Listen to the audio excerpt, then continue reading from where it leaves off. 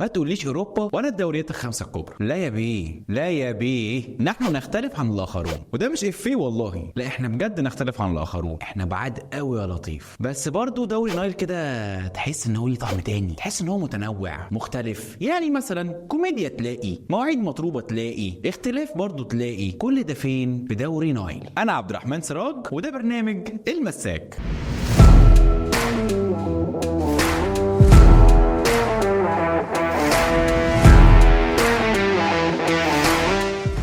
كورة في مصر يعني قطبين، اهلي زمالك. هنا بنتكلم عن تاريخ كبير قوي، صعب جدا ان احنا نلمه في حلقة واحدة. عشان كده حابين نلخص لكم اخر 10 سنين، خصوصا ان انا كنت متابعهم بشكل شخصي. وطبعا زي ما كلنا عارفين في مصر قبل 2011 و2012 حمادة، وبعدها حمادة تاني خالص. الكورة حرفيا انتهت، وده طبعا عشان بداية نهاية الجيل الذهبي لمنتخب مصر، وطبعا الاحداث المؤسفة لبورسعيد، وغياب الجمهور لحد وقتنا هذا.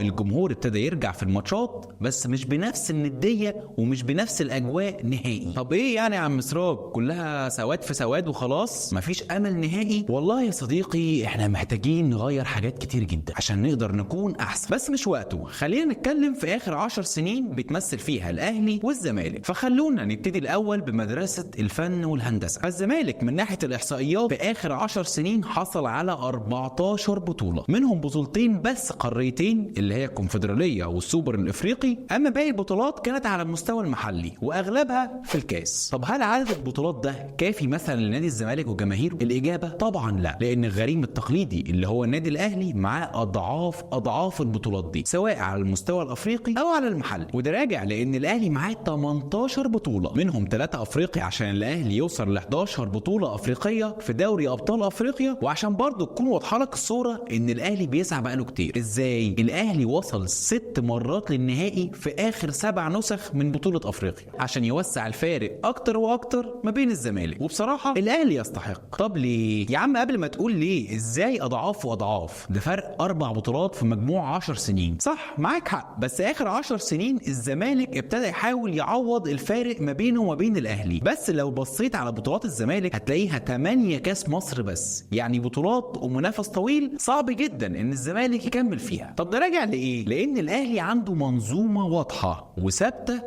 فعلا هم ابتدوا يخبطوا فتره بعد رحيل مين؟ الجيل الذهبي بتاعهم، اللي هو مين؟ بركات، متعب، تريكا، سيد معوض، وائل جمعه، وحسام غالي، وغيرهم كتير من الاسماء. وبعدها فتره احلال وتغيير، وده بياخد وقت في العموم. وطبعا عشان احنا هنا في مصر فبياخد وقت اطول واطول من الطبيعي، يعني شويتين 3 كده. بس في الاخر يا صديقي الاهلي بالفعل عرف يعمل فريق مرعب حاليا، ده لوحده واخد 4 ميداليه برونزيه في كاس العالم. طب والزمالك يعني ما استغلش الكلام ده ليه يا عم سراج؟ ده الاهلي كان في قصه تحليل وتدوير لعيبه، ولعيبه جديده جايه، ولعيبه كتير بتروح، وكلام كتير من ده. مين قال لك بقى ان الزمالك ما استغلش ده؟ حتى الزمالك في استغلاله كان مختلف جدا عن الاهلي. وده سبب ايه؟ بسبب فرق الماديات. وحتى لما توفرت الماديات بالنسبه لنادي الزمالك اتوفرت اداره من وجهه نظري انا الشخصيه ان وقتها ما كانش همها كله جوه الملعب بالنسبه لنادي الزمالك.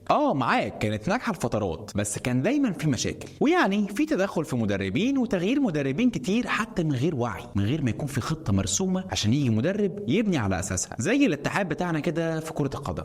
فعلا اداره عرفت تعمل نادي اجتماعي قوي جدا وحسنت منه بشكل كبير. لكن رياضي انا شايف ان هم كانوا لازم يشتغلوا في صمت، وانهم يركزوا في الورقه بتاعتهم بس، من غير ما تبص لجارك هنا او هنا. وطبعا ما ينفعش ننسى مشاكل الزمالك الماديه، لان مشاكل الزمالك الماديه حصلت اكتر من مره، واتقفل القيد اكتر من مره، وفي اكتر فتره من الانتقالات، وده اكيد اثر كتير جدا في نادي الزمالك. بس غير ده وده، حتى لما تيجي تبص على سكواد الزمالك اللي بالنسبه لي كان الاعظم من حوالي 10 سنين، اللي هو وصل بيه نهائي القرن، ما عرفوش يحافظوا على ولا لعيب منهم. فرجاني ساسي، طارق حامد، امام عاشور، بن شرقي، مصطفى محمد، وغيرهم كتير جدا من اللعيبه. وابتديت في منظومه الاحلال بس من غير خطه واضحه، وده الاهم، انك تلاقي لعيبه بديله تعرف تطلع وتكمل على اللي انت بنيته. وعموما اسال اي واحد سواء جمهور الاهلي او جمهور الزمالك، تقول لهم تكسب بطوله من غير نديه ومن غير منافسه، يقول لك لا ما احبهاش، انا احب البطوله اللي تبقى مشعلله، حاجه كده زي الدوري الانجليزي السنه دي، بطوله فيها نديه. فسواء الجمهور ده او الجمهور ده،